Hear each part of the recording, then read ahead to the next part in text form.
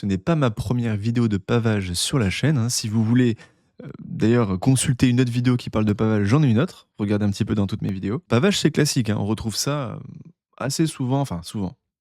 Ça, on peut retrouver ça au CRPE sous la forme d'un QCM, d'une question, hein, jamais trop d'un exercice, bien que ça puisse arriver.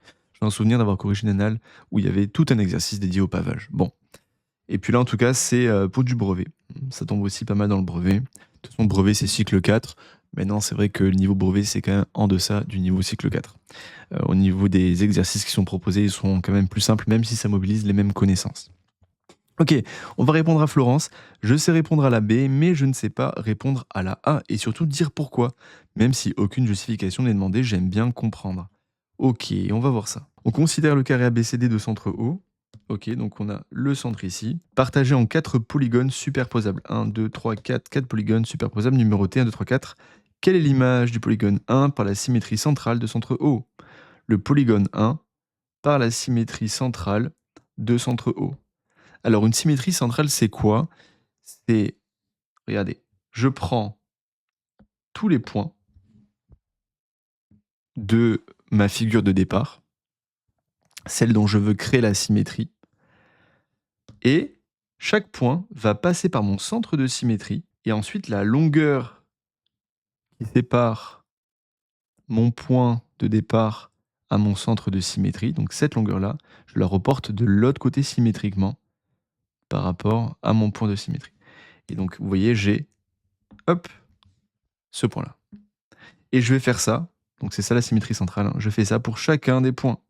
Donc par exemple, cet autre point-là, si je veux faire ça symétrique, centrale par rapport à O, eh bien je trace une droite qui passe par mon point et par mon centre de symétrie, et je vais rapporter la longueur de l'autre côté. Vous voyez? Et je fais ça pour absolument ça, hop, je vais l'avoir là, ça, hop, je vais l'avoir là, etc., etc. Et finalement, je suis en train de créer, hop, le motif 3. Quelle est l'image du polygone 4 par la rotation de centre O qui transforme le polygone 1 en polygone 2? Alors, l'image de qui? Donc l'image, je rappelle, hein, c'est la nouvelle figure créée suite à la transformation. Donc l'image de qui? Du polygone 4, donc on part de celui-ci, et on fait une rotation de centre O qui transforme le polygone 1 en 2. Ça veut dire quoi tout ça?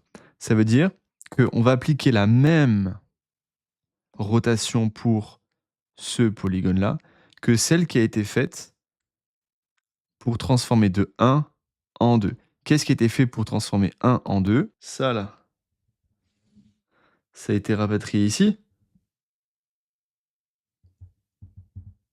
Donc qu'est-ce qui s'est passé? Il s'est passé que ma figure 1, elle a tourné de 90 degrés. Hein, elle a tourné de 90 degrés autour du point O et dans le sens indirect, hein, dans le sens des aiguilles d'une montre. Donc c'est hop dans ce sens-là et 90 degrés. Donc qu'est-ce qui va se passer si ma figure 4, mon motif 4, il tourne également de 90 degrés autour du point O et dans le sens des aiguilles d'une montre?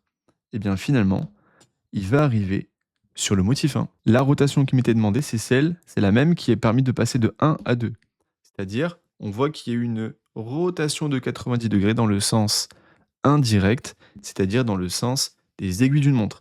Et on veut appliquer exactement cette même transformation, cette même rotation pour le motif 4.